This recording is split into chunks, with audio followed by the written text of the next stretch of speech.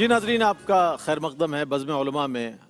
ہم ایک بار پھر حاضر ہیں آپ کی خدمت میں، اور جیسا کہ میں نے گزشتہ سیگمنٹ میں عرض کیا تھا کہ آج ہمارے ساتھ آذان فجر کے بعد سجادہ نشین دربار عالیہ محمدیہ عیدگاہ شریف صاحبزادہ والا شان حضرت حسان حسیب الرحمان صاحب تشریف فرما ہوں گے، جو مبلغ عالم اسلام ہیں اور ماشاءاللہ پوری دنیا میں آپ کے اسفار ہوتے ہیں. اور دربار عالیہ محمدیہ عیدگاہ شریف کے مشائخ کا جو پیغام امن ہے، پیغام محبت ہے، پیغام اخوت ہے، پوری دنیا میں بہت خوبصورت پرسیپشن جو جا رہا ہے عیدگاہ شریف کا، وہ صاحبزادہ صاحب کی شخصیت کی صورت میں جا رہا ہے، جس سے لوگ جڑتے چلے جا رہے ہیں. اور ہم یہ دیکھ رہے ہیں کہ جیسے جیسے وقت گزر رہا ہے الحمدللہ آپ کے اسفار میں بھی اضافہ ہو رہا ہے، اور جو آپ کی فالوئنگ ہے اس میں بہت تیزی سے یہ اضافہ ہو رہا ہے، جس میں ینگسٹرز کی تعداد بہت زیادہ ہے. اور آپ ظاہر ایڈریس بھی ینگسٹر کو کرتے ہیں، اور جو ہمارے معاشرتی مسائل ہیں، عصری مسائل ہیں، اس پر بہت خوبصورت کلام فرماتے ہیں. تشریف فرمایا. السلام علیکم ورحمۃ اللہ وبرکاتہ. وعلیکم السلام. خیر مقدم ہے آپ کا. ایک بار پھر آپ تشریف لائے. کل بھی آپ کو دیکھا لوگوں نے، بہت خوشی ہوئی لوگوں کو کہ قبلہ صاحب تشریف لائے ہیں، ہمیں بڑی خوشی ہوئی. تو آج ایک بار پھر ہمارے لیے خوش بختی کی بات ہے. حضرت آپ کی موجودگی سے فائدہ اٹھاتے ہوئے میں یہ جاننا چاہوں گا، نبی کریم علیہ الصلوۃ والسلام کی سیرت طیبہ ہمارے لیے رہنما ہے ہر صورت میں، اور ایمان کامل کی دلیل بھی یہی ہے. تو کیا فرمائیے گا ایک مسلمان کے لیے آپ علیہ الصلوۃ والسلام کی سیرت مبارکہ اس کی ایمان کامل کے لیے کتنی ضروری ہے اور لازم و ضروری ہے؟ کچھ فرمائیے اس حوالے سے. بسم اللہ الرحمن الرحیم. الصلاۃ والسلام علیکہ یا سیدی یا رسول اللہ. جزاک اللہ حضرت. یقیناً ہر چیز کے لیے کوئی لوازمات ہوتے ہیں. کسی بھی چیز کے کامل ہونے کے لیے کوئی لوازمات ہوتے ہیں جن کا ہونا ضروری ہوتا ہے. عشق رسول صلی اللہ علیہ وآلہ وسلم کے دعوے کو حقیقت بنانے کے لیے سیرت النبی صلی اللہ علیہ وآلہ وسلم کا زندگی میں ہونا ضروری ہے. جس کی زندگی میں حضور کی سنت نہیں، جس کی زندگی میں حضور کی سیرت نہیں، پھر عشق رسول صلی اللہ علیہ وآلہ وسلم کا دعویٰ جو ہے وہ پھر ایک الفاظ کا دعویٰ گیا جائے گا. کیونکہ رسول اللہ صلی اللہ علیہ وآلہ وسلم نے خود ارشاد فرمایا کہ جس نے میری سنت سے محبت کی اس نے مجھ سے محبت کی، اور جس نے مجھ سے محبت کی وہ جنت میں میرے ساتھ جائے گا. حضور نے فرمایا میں اپنی ساری امت کی شفاعت کروں گا سوائے اس کے کہ جس نے انکار کیا. اس صحابہ نے عرض کی کہ یا رسول اللہ صلی اللہ علیہ وسلم یہ انکار کرنے والا کون ہوگا؟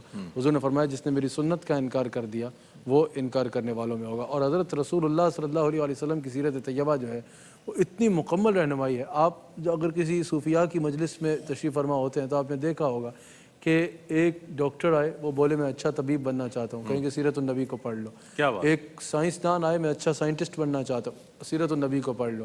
ایک اچھا تاجر آئے کہ میں تاجر بننا چاہتا ہوں، اس کو بولیں کہ سیرت النبی کو پڑھ لو. کوئی پولیٹیشین آئے کہ میں اچھے طریقے سے حکومت کرنا چاہتا ہوں، سیرت النبی کو پڑھ لو. تو پاس بیٹھا بندہ حیران ہوتا ہے کہ کوئی بھی بندہ کسی ایک شعبے کے لیے آئیڈیل بن سکتا ہے. ایک ذات ہے اور جس شعبے کا بندہ آ رہا ہے کہا جا رہا ہے کہ اس ذات کا مطالعہ کر لو تو بہتر ہو جاؤ گے. تو حضرت یہ میرے نبی صلی اللہ علیہ وآلہ وسلم کی معجزات میں سے زندہ معجزہ ہے کہ کوئی کسی بھی شعبے کا بندہ جب میرے آقا علیہ الصلوۃ والسلام کی سیرت طیبہ کو پڑھے گا اس کو لگے گا کہ ساری تعلیم مجھے دی جا رہی ہے، سارا حکم جو ہے وہ مجھے ارشاد فرمایا جا رہا ہے.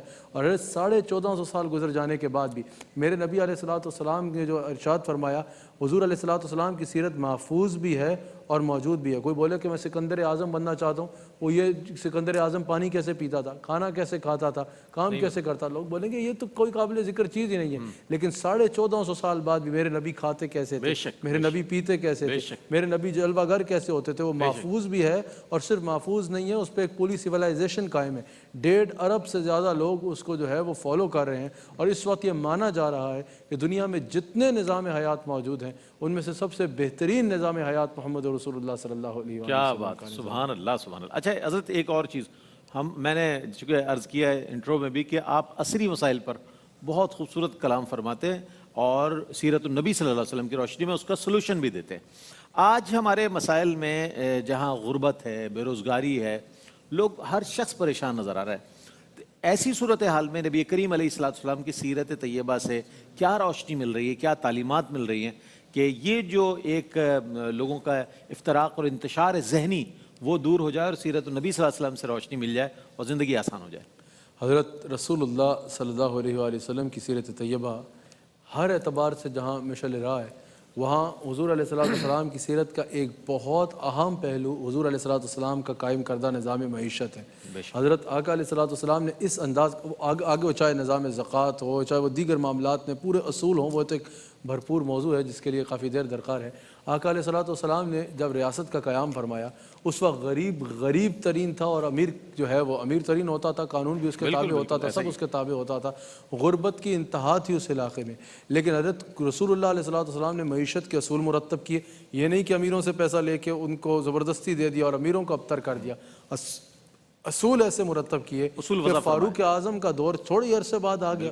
فاروق اعظم کے دور میں اسی مدینہ میں زکوٰۃ لینے والا فقیر نہیں ملا کرتا تھا۔ رسول اللہ صلی اللہ علیہ وسلم نے جس انداز میں، حضور علیہ الصلوۃ والسلام نے پھر اس کی خامیوں کو بھی بتایا نظام معیشت کی۔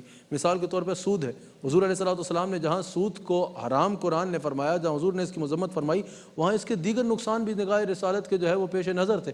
اب اگر کوئی سود کرتا ہے تو ایک تو اس کی آمدن جو ہے وہ مصنوعی ہوتی ہے، اس سے کوئی پروڈکٹ نہیں ہوتی۔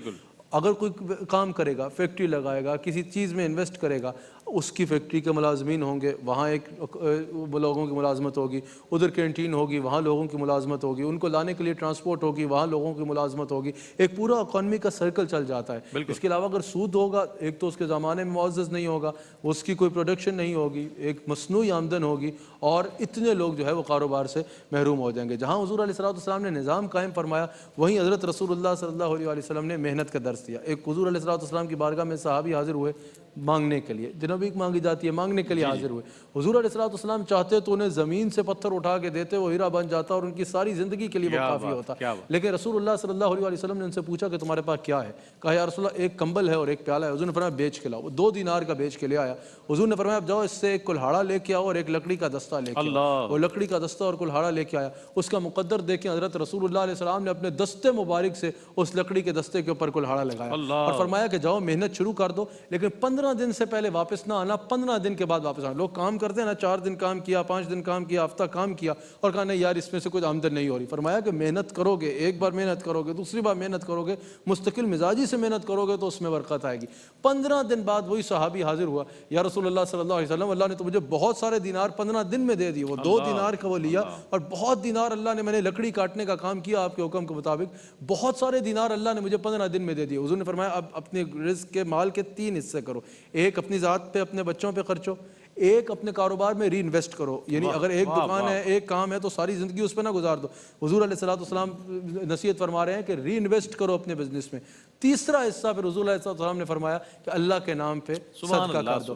دور فاروق اعظم میں مدینہ شریف کے امیر ترین لوگوں میں اس شخص کا شمار ہوا کرتا تھا۔ رسول اللہ علیہ الصلوۃ والسلام نے پھر جس طرح تاجر کو، اگر خدیجہ الکبریٰ سلام اللہ علیہا کا جب مال لے کے گئے، میسرہ نے جو تعریف فرمائی، کہا کہ مال میں خامی ہوتی تھی تو یہ خود بتا دیتے تھے، کبھی تجارت کرتے ہوئے جھوٹ نہیں بولتے تھے، سچا طریقے سے مال بیچتے تھے۔ ظاہر لگتا تھا کہ یہ مال کا خامی بھی خود بتا رہے ہیں، کوئی اس میں جھوٹ بھی شامل نہیں ہے، تو یہ مال کیسے بکے گا؟ لیکن کہا لوگوں کا اتنا اعتماد قائم ہو گیا رسول اللہ علیہ السلام پر کہ یہ شخصیت جو مال کی خامی بھی خود بتا رہے ہیں خوبی کے ساتھ اور کوئی اس میں جھوٹ نہیں ہے، ان کے ساتھ کام کرو، ان کے ساتھ اگر کام کیا تو دھوکہ نہیں ہوگا۔ تو رسول اللہ علیہ السلام کی سیرت طیبہ سے درس ملا کہ اگر ایک کو دھوکہ دے کہ تم ایک کو ہی نچوڑ لو گے تو وہ ایک ہی پھر تمہارا پہلا اور آخری گاہک ہوگا۔ اگر اعتماد قائم کرو گے تو ایک کو دھوکہ دینے کے بجائے 1000 لوگ تمہارے سے خوشی سے کام کرنا اپنے لیے جو ہے وہ باعث سعادت۔ سبحان اللہ، سبحان اللہ۔ اچھا قبلہ صاحب جب بیان فرماتے ہیں تو ایسا لگتا ہے آپ کے زبان سے الفاظ نکل رہے ہیں، لیکن یہ فیض بول رہا ہے دربار عالیہ محمدیہ عیدگاہ شریف کے مشائخ کا، فیض بول رہا ہے، اور آپ کے والد گرامی حضور قبلہ نقیب ملت اسلامیہ حضور قبلہ پیر نقیب الرحمن صاحب دامت برکاتہم قدسیہ کی تربیت بول رہی ہے۔ یہ فیضان نظر تھا یا کہ مکتب کی کرامت تھی؟ سکھائے کس نے اسماعیل کو آداب فرزندی؟ ایک بہترین ماہر معاشیات کے حوالے سے دیکھا جائے تو نبی کریم علیہ الصلوۃ والسلام نے کس خوبصورت انداز میں تعلیم فرمائی۔ حضرت ایک چیز اور بھی میں جاننا چاہوں گا، ملک کی مالی استحکام کے لیے نبی کریم علیہ الصلوۃ والسلام کی جو تعلیمات ہیں، آپ کی حوالے سے جو احکامات، میں چاہتا ہوں اس کی روشنی میں ہمارے ملک میں کس طرح بہتری آ سکتی ہے، استحکام آ سکتا ہے، معاشی استحکام آ سکتا ہے۔ چونکہ آپ نے جب مکے سے ہجرت فرمائی تو جب مدینہ تشریف لے گئے تو یہ سارے لوگ جو تھے یہ تاجر لوگ تھے مکے والے، جب مدینے میں گئے اور وہاں پر وہ جو تو زراعت ہوتی تھی مدینے میں، تو وہاں پر بالکل نیا سیٹ اپ تھا، لیکن آپ نے مثالی ریاست کے طور پر مدینے کو متعارف کرایا۔ تو آپ کی تعلیمات کی روشنی میں آج کے مسائل کس طرح حل ہو سکتے ہیں؟ سب سے پہلی چیز حضرت اگر ملکی طور پہ آپ معیشت پہ پوچھیں گے تو وہ ہے کہ سود کا خاتمہ کریں سب سے پہلے. اگر سود کا نظام جاری رکھیں گے, اللہ رسول کے ساتھ اعلان جنگ کر کے آپ سمجھیں کہ معیشت بہتر ہو جائے گی تو یہ ممکن نہیں. اگر معیشت ملک کی بہتر کرنا چاہیں, ہر اقدام سے پہلے سب سے پہلے اللہ پہ توکل کرتے ہوئے سودی نظام کو ختم کرے. تو یہ امید ہے کہ جیسے بدر میں ملائکہ کے ذریعے مدد اتری تھی, یہ سوچ بھی نہیں سکتا ہے نظام کے انشاءاللہ اس میں کس طرح غیبی مدد شامل حال ہوتی ہے. تو سودی نظام کا خاتمہ بہت ضروری ہے. جہاں برکت ہے وہاں میں نے اس کے نقصانات ابھی پچھلے جواب میں اشارتاً عرض بھی کیے. دوسری بات یہ کہ سب لوگوں کو تجارت کی طرف جو ہے وہ مائل کیا جائے. حضور علیہ السلام نے فرمایا رزق کے 10 حصے ہیں, اللہ نے 9 کو جو ہے وہ تجارت میں رکھا ہے. ہمارے معاشرے میں یہ بہت زیادہ ہے کہ امریکہ سے پڑھ کے آئے گا, کوئی انگلینڈ سے پڑھ کے آئے گا, اتنی محنت سے ڈگری لے کے آئے گا, بہت اچھی بات ہے, لیکن آئے گا جب ڈگری لے کے تو اس سے پوچھیں گا کرنا کیا ہے, کوئی اچھی سی نوکری ڈھونڈنا ہے, تجارت کی طرف مائل ہوں. جب اتنا پڑھ کے آئے ہو, اتنی محنت کر کے آئے ہو, تو سب سے زیادہ برکت تو تجارت میں ہے. تجارت کو اور پھر بزنس مین کے لیے ایز کیا جائے, بزنس مین کے لیے آسانیاں فراہم کی جائیں تاکہ وہ کاروبار اچھے انداز میں کر سکے. اور اس میں حضرت سب سے زیادہ ضروری جو ہے کہ جب ملک میں استحکام ہوگا قانون کا, جب قانون اچھے طریقے سے ہوگا تو لوگوں کو بزنس کرنے میں بھی آسانی ہوگی اور لوگوں کو یہاں آ کے اپنے ملک میں آ کے کمانے کے لیے زیادہ آسانی ہوگی. اگر ان کو اپنے ملک کے نظام, یہ نہیں کہہ رہا کہ نہیں ہے, مزید بہتر کیا جا سکتا ہے.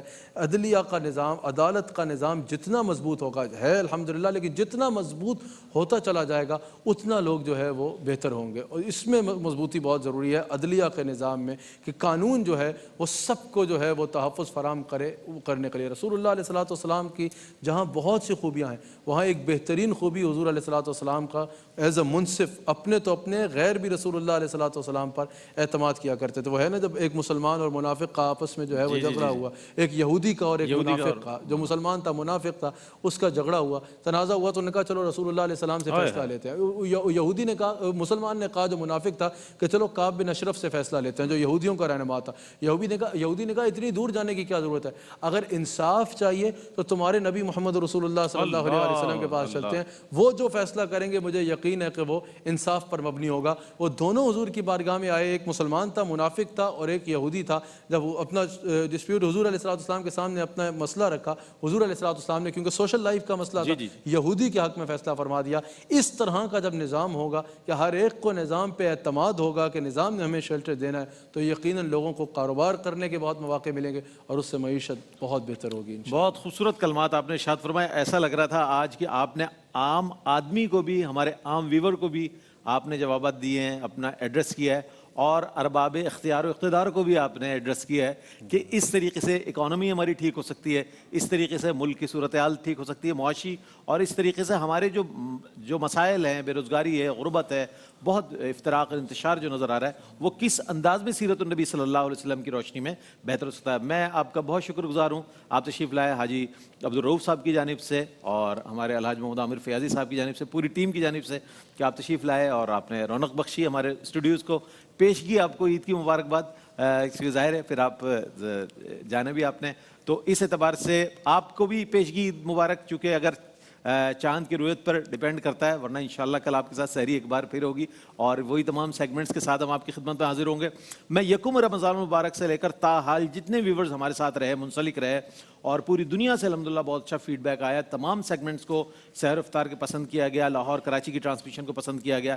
میں ان کے لیے دعا گو ہوں کہ اللہ تعالیٰ آپ کو شاد و آباد رکھے, اسی طرح منسلک رہیں ARYQ-TV سے, اور اس کا جو پیغام ہے محبت ہے, قرآن کا پیغام اور نبی کریم علیہ السلام کی سیرت مبارکہ کا پیغام اور اہل اللہ کی جو محبت کا پیغام ہے, امن ہے, جو پوری دنیا میں جا رہا ہے ARYQ-TV کے ذریعے, تو اس کے ساتھ جڑے رہیں. انشاءاللہ اللہ تعالیٰ کی رحمتیں آپ کی منتظر رہیں گی. اسی کے ساتھ اپنے میزبان محمد رئیس احمد کو اجازت دیجیے. اللہ حافظ. ہے مومنوں کے دل کا اجالا شان رمضان, ہے مومنوں کے دل کا اجالا شان رمضان, ہے سارے مہینوں سے ہے سارے مہینوں سے نرالا شان رمضان, ہے مومنوں کے دل کا اجالا